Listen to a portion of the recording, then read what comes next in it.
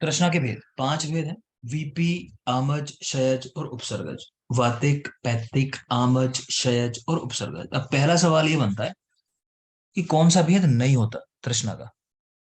ठीक है, तो कफज भेद नहीं होता, आप ऐसे याद रखोगे। अलग बात है कि मैं भी सुश्रुत वाग्भट के अनुसार पढ़ाऊंगा कफज भेद, लेकिन सवाल अगर आए कौन सा भेद नहीं होता तो आप कफज लगाओगे, क्योंकि चरक ने नहीं बताया वो। ठीक है। दूसरा कि कफ दोष जो है उसकी स्वयं की उत्पत्ति जल से बताई गई है ना, कि जल से उत्पन्न होता है, तो उस तरह भी कि भाई जो जल से उत्पन्न हो रहा है उसकी वजह से तृष्णा कैसे लग जाएगी। तो वातिक, पैतिक, आमज, क्षयज, उपसर्गज, इसको बेस मान के याद करोगे तो पांच भेद हैं। फिर देख रहे हो सुश्रुत और माधव, इनके सात भेद। वाग्भट, शारंगधर, इनके छह भेद। ठीक है, तो लिख सकते हो नंबर चाहो तो आगे पांच और यहाँ पे छह। चरक के सिर्फ वात और पित्त हैं दोष वाले भेद जो हैं। सुश्रुत के वात पित्त के साथ कफज भेद भी ऐड कर दिया, और वाग्भट शारंगधर ने इनके साथ सन्निपातिक भेद भी ऐड कर दिया। दूसरा, चरक के जो तीन भेद हैं आमज, क्षयज और उपसर्गज, इनमें से क्षयज वाला जो है वो कॉमन है, देखो तीनों ने रखा है, चाहे चरक हो, सुश्रुत हो, चाहे वाग्भट। आमज की बात करें, सुश्रुत चालाक थे तो उन्होंने आम जो थे अपने पास रख लिए, मतलब आमज भेद इन्होंने माना है। बाकी उपसर्गज जो मतलब व्याधि की वजह से हो रहा है, तो वो उपसर्गज उठा के दे दिया वाग्भट शारंगधर को, उपसर्गज भेद। यही मुझे बता दोगे औपसर्गिक रोगों का उल्लेख किसने किया, कहाँ पे किया। सुश्रुत निदान किया था 5। श्रुति निदान निदान पांच में है। ठीक है, तो सुश्रुत निदान पांच। ठीक है, तो याद रखेंगे चार रोग बताए गए हैं इस पर। ठीक है, माइक ऑफ कर लेंगे बेटा। आगे देखो, इसके बाद देख रहे हो कि शतज भेद, जैसा कहा मैंने सुश्रुत सर्जन है तो शतज भेद इन्हीं का होता है ना। इसके अलावा भक्त निमित्तज, ये एक भेद एक्स्ट्रा बताया, भक्त निमित्तज, तो भोजन करने के बाद जो प्यास लगती है उस तरह याद रखो। संप्राप्ति की बात कर लेते हैं, तो कह रहे हैं पित्त अनिल प्रवृद्धो, दोष ठीक कर लोगे, पित्त और अनिल है मतलब ये वात होना चाहिए, यहाँ कफ लिखा हुआ है कि पित्त और वायु की वजह से जब ये बढ़ जाते हैं ये रोग होता है। व्याधि क्रश में उपसर्गज तृष्णा, कोई व्यक्ति अगर व्याधि की वजह से क्रश हो गया हो तो उसको उपसर्गज तृष्णा होती है, ये भी कह रहे हैं।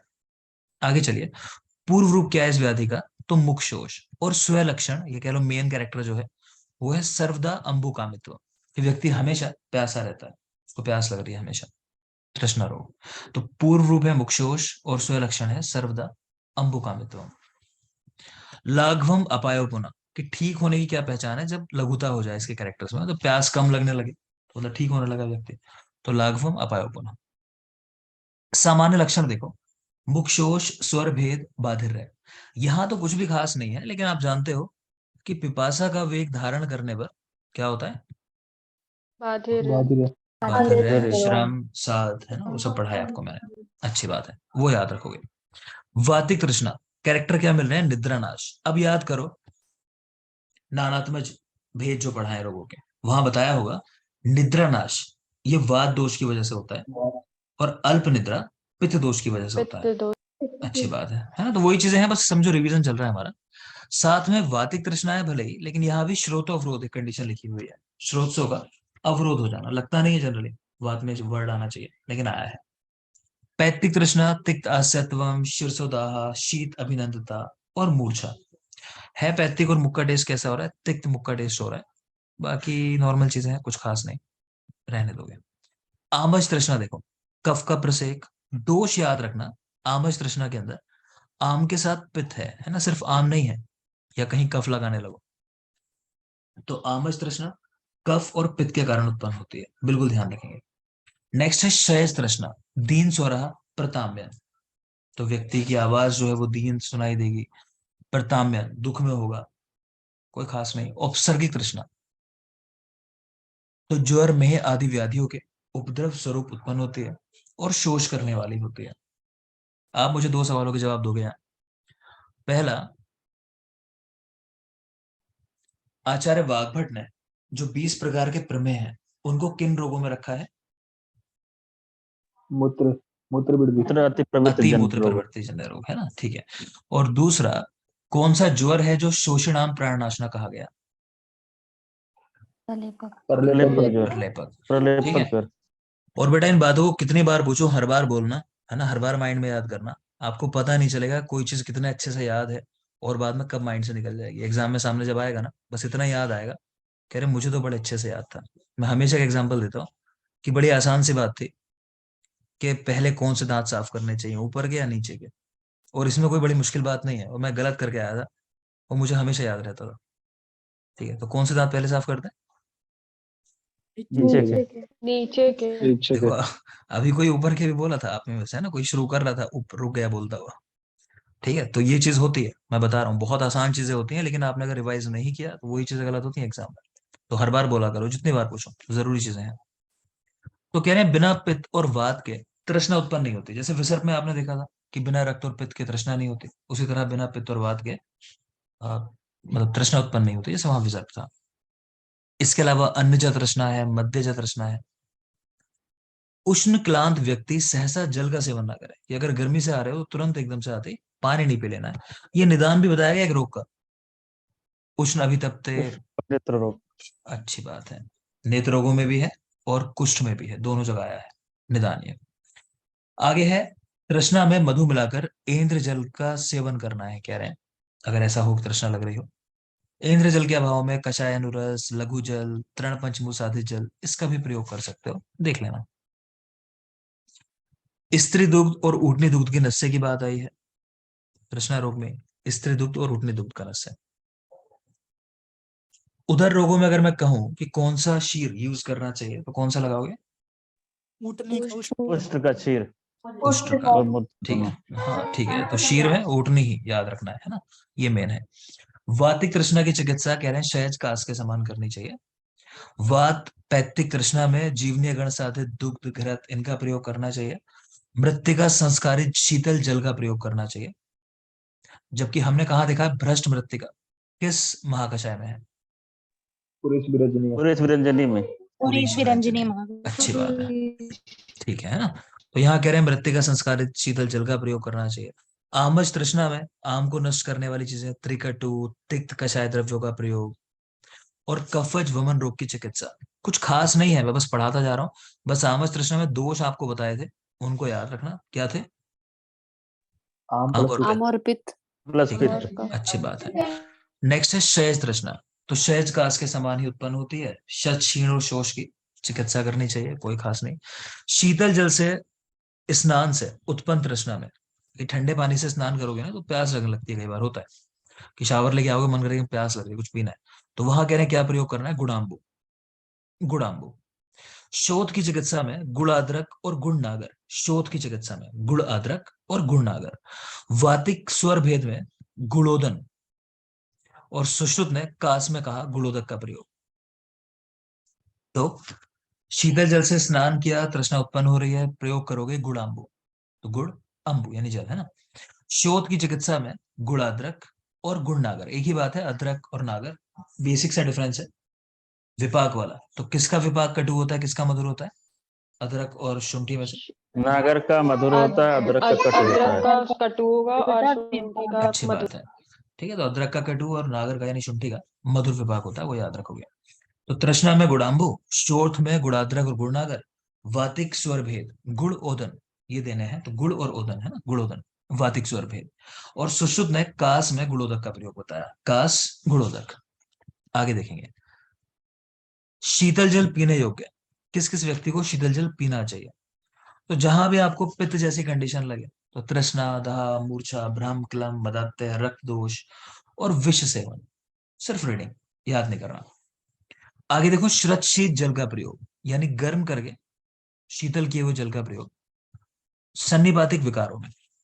सन्निपातिक विकार बिल्कुल याद रखेंगे इसको। उष्ण जलपान योग्य रोग, कहाँ उष्ण जल पीना है? जहां आपको लगे कफ की प्रधानता है, उस तरह वाली कंडीशन, जैसे हिक्का हुआ है ना, तो वात था और कफ था मेन दोष इसके अंदर। सेम श्वास में भी है। नवीन ज्वर, पीनस, घृत पिया है किसी ने अभी, आप जानते हो जितने स्नेह है उनके बाद उष्ण जल का प्रयोग, है ना, भल्ला तक तुवरक के अलावा। बाकी आप ये भी जानते हो, तो आरजू, जैसे तेल का प्रयोग किस ऋतु में बताया गया और अनुपान क्या है उसका? सर तेल का प्रयोग प्रावृत ऋतु में और अनुपान है सर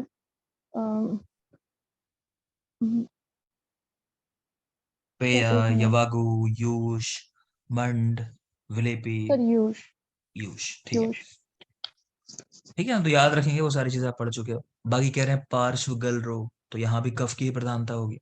तो वात कफज रोगों में कह रहे हैं मेनली उष्ण जल का प्रयोग। रटना यहाँ भी नहीं है, सिर्फ पढ़ के कॉन्सेप्ट बनाओ। अल्प जल ग्रहण करने योग्य रोग, पांडु, उदर रोग, पीनस, मेह, गुल, मंदाग्नि और प्लीहा। अगर ध्यान से देखोगे तो इस तरह की कंडीशन है जिनमें अग्नि मानदेय है पहले से, है ना। तो जल जो है अधिक मात्रा में पीना, वो अग्नि मानदेय भी करता है। तो इसलिए पांडु में उदर रोग, जहां पहले से ही असाइटी जैसी कंडीशन हो जाती है, पीनस है कफ की वजह से है, मेह है वहां पहले ही मूत्र की अति प्रवृत्ति, गुल्म अग्नि मानदेय से होता है, मंदाग्नि सीधे ही, प्लीहा, तो इन सब में भी अल्प जल ग्रहण करने योग्य रोग। अगले सवाल का जवाब दोगे प्रीति। प्रीति, यस सर। बेटा कच्छप संस्थानवत शोथ किस उदर रोग में मिलता है? मतलब कच्छप पृष्ठ की तरह। नहीं बता पाए प्रीति तो ज्योति। प्लीहोदर सर। प्लीहोदर में है ना, तो याद रखेंगे प्लीहोदर में है। आगे देखोगे तो अल्प जल ग्रहण करने योग्य रोग हैं, देख लेना एक बार।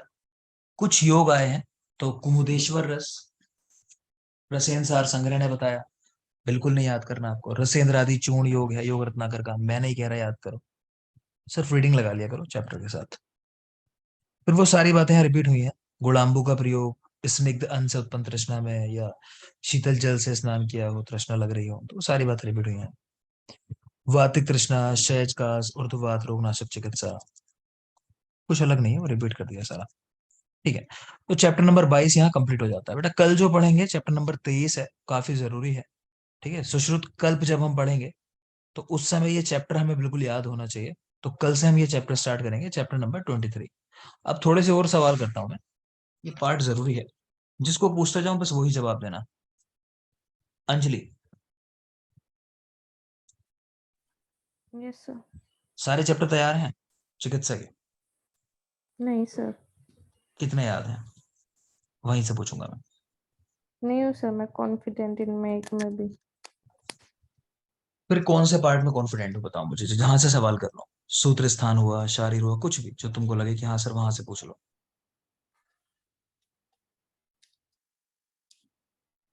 मैं कल प्रिपेयर कर दूंगी सर फर्स्ट 10 चैप्टर्स चिकित्सा के। ठीक है बेटा, लेकिन सभी के लिए देखो बोल रहा हूँ कि चलो यहाँ तो टाइम है अभी अंजलि के पास, है ना। बाकी लोग जिनके पास एग्जाम में टाइम नहीं है, तो आप लोग ना ऑप्शन लेके नहीं चलोगे। आप पे ये होना चाहिए कि जितना पढ़ा रहा हूँ याद रखो, बार बार समझा रहा हूँ, है ना। माइक ऑफ कर लोगे, चलो।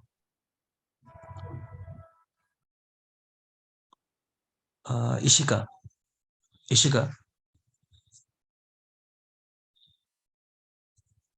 जी सर। बेटा दुस्पर्श आदि लेह किस रोग के संदर्भ में है? दुस्पर्श आदि लेह। सर एक बार ले है सर, काश में होगा।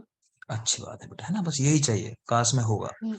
है ना। ऐसे हिंट लग जाए तो कोई बात ही नहीं है, आंसर निकल जाएंगे। नेक्स्ट बताओ, पिंडासव किस रोग से संबंधित है? पिंडासव। पिंडासव सर, पिंड तैल याद आ रहा है सर, पिंडासव।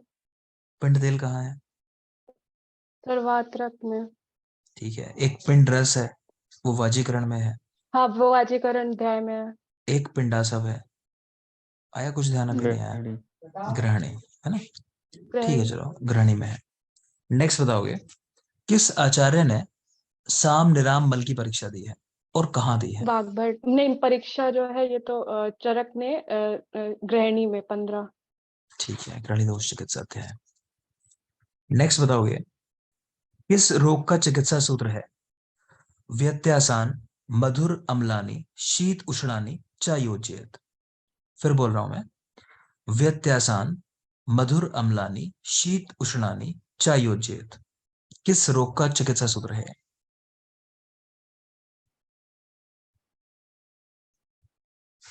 तो नहीं एक बार फिर से बोलिए।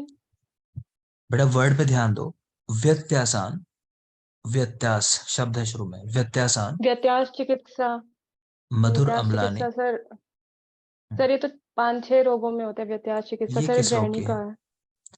और कोई? अर्श का है सर। अर्श का है बेटा, है ना। व्यत्यासान मधुर हाँ। अम्लानी शीत उष्णानी चयोचित, ऐसा करके। नेक्स्ट बोलोगे शिवा, अगला सवाल है कि ज्वर जब शाखागत हो जाए तो चिकित्सा में क्या कराओगे? सर रक्त मोक्षण, रक्त सिरावे। मोक्षण, अच्छी बात है। नेक्स्ट सवाल है,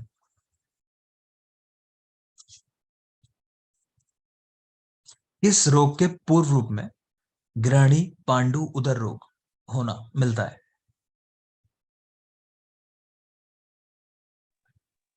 सर गृहिणी पांडु, सर अर्श है या अतिसार है? अर्श है बेटा। अर्श ठीक है, है। एक पॉइंट लिख लोगे अगर लिखवाया नहीं मैंने। लिखो जलोदर में, उदर में जल संचय के 4 कारण, बस इतना लिख लो, 4 कारण। जलोदर में, उदर में जो जल संचय होता है उसके कितने कारण है? 4 कारण है, वो लिख लोगे बस इतना, नंबर 4। नेक्स्ट बताएंगे, किस उदर रोग के लिए कहा गया कि दूषित विष सेवन की वजह से होता है? इशिका। जी सर। कौन दूषित विष, सर सन्निपात उदर। सन्निपात उदर। किस उदर रोग में सर्पदंश की बात आई है चिकित्सा में?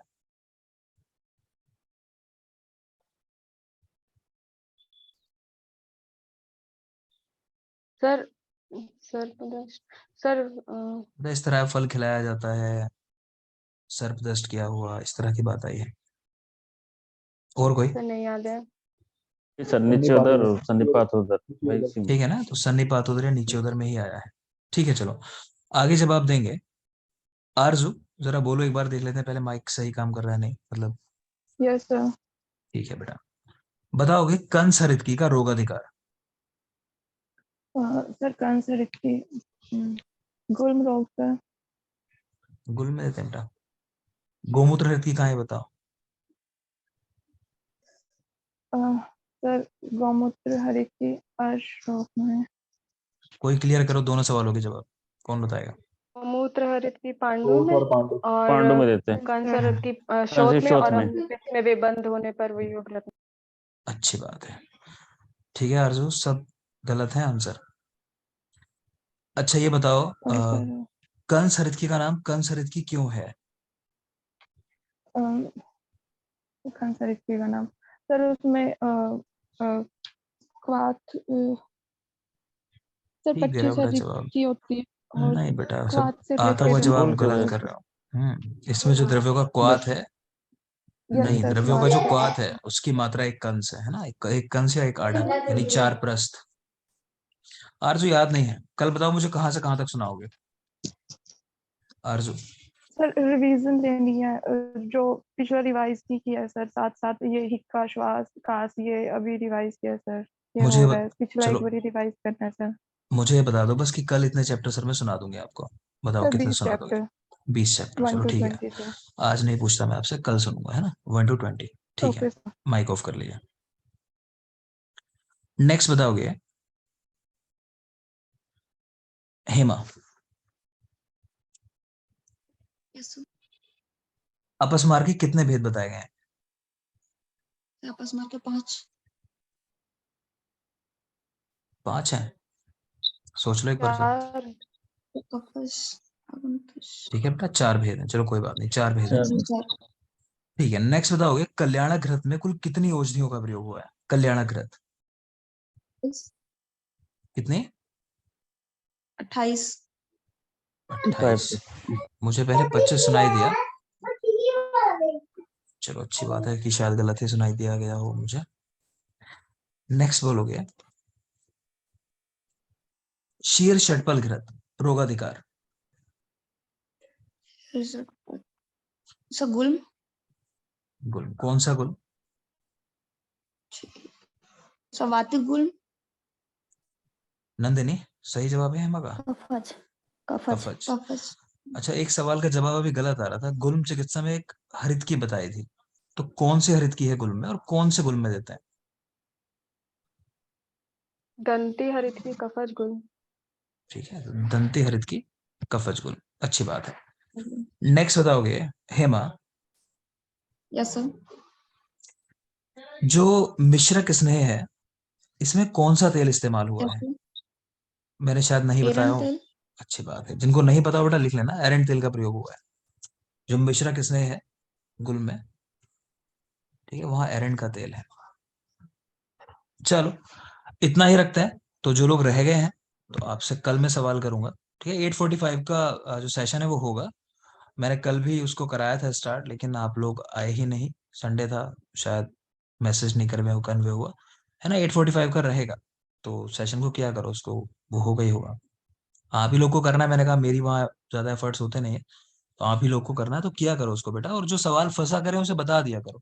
मुझे कभी कभी मालूम चल जाते हैं कि कौन से सवाल आप लोग के फंसे थे, ठीक है। जैसे मैंने आज नमन से क्वेश्चन किया पंचपटुनी वटी, वो इसीलिए किया, वो मुझे ध्यान आया कि वो पूछा गया था, आप लोगों ने वहाँ फंस रहे थे आप लोग। तो लेकिन अगर क्वेश्चन फंसा करे ग्रुप में, उसकी इमेज शेयर कर दिया करो। कोई जवाब दे तो ठीक है, नहीं दे तो फिर मुझे पूछ लिया करो, मुझे पर्सनल व्हाट्सएप कर दिया करो, इसका जवाब नहीं मिला सर आप बता दो, है ना। पता होगा तो मैं बता दूंगा, ढूंढ के मिल पाएगा तो बता दूंगा, ठीक है। नहीं मिला तो हम ध्यान रखेंगे सभी लोग मिलके कि चलो कभी मिलेगा तो ध्यान रखेंगे, ठीक है ना। तो ये काम किया करो, क्वेश्चन कम से कम डेली लगते तो हैं इस बहाने, जो भी लग रहे हैं 50-100। चलो आज के लिए इतने रखते हैं। Thank you. 8:45।